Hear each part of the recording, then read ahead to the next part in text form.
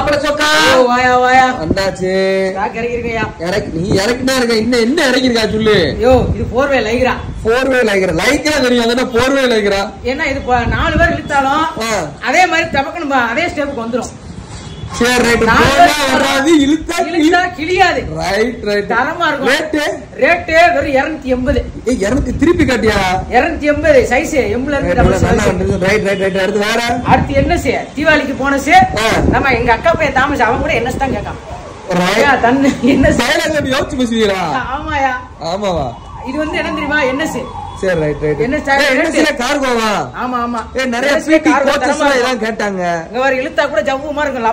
Rate நம்ம boomer கூட இப்படி இருக்காதியா. Right right. இது தரமா இருக்கும். சரி பூமர் ரேட் 330. 330 சைஸ் எம்ல இருந்து எக்ஸ்எல் டபுள் எக்ஸ்எல் வரைக்கும் ரைட் ரைட் யா. ரைட். சாப்பிட்டியா?